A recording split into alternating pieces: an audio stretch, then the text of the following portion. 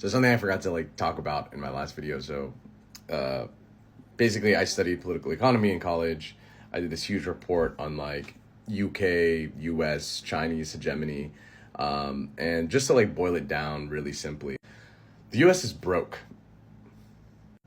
Like our deficit and how much money that the US spends is outpacing the amount of money that the US can generate. And instead of trying to find ways to help the consumers like increase their consumption, the response is the opposite. You're taking away like a lot of benefits and services that would allow people to consume more, just so that the rich can get just a little bit more. And mind you, I've seen and studied what happens when that happens. And in modern day, right, like if you look at like the Asian financial crisis in 1997 to 1999, when economic collapse happened and there was this centralization of wealth in these places, it wasn't war that broke out. It was a diaspora. There was a major diaspora of people when that happened. And we're just going to see a very similar thing. Like functionally, the US is divided between red states and blue states, with the blue states subsidizing a lot of red state welfare and services, etc. And so what's going to happen, and this is what we've seen in the Philippines, is what we've seen in Thailand and in Vietnam and whatever, is these folks will travel outside of their homes, of their hometowns, to be able to support their families in these places that don't have money.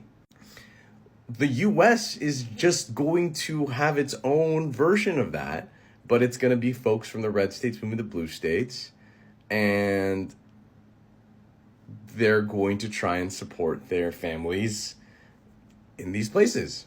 The thing is, though, and what I'm interested in seeing is the main issue here is that the US is way too individualistic. It's not like these, it's not like in Europe or it's not like in Asia where there is that collectivist mentality where you're trying to support your family, your kids or whatever by going abroad, right? And sending money over, right? That culture does not exist here in the US. So what happens when these folks can't support themselves? There's nothing. What's going to happen in these states? What's going to happen in these red states, which are functionally third world countries?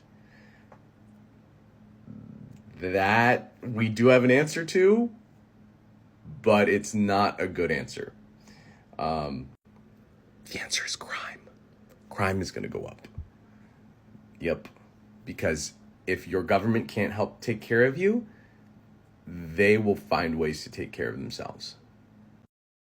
Ladies, I am not an HR expert, but I do have an epiphany that if you live in a northern state, you need to be getting your degree. You need to be getting all your certifications together, right?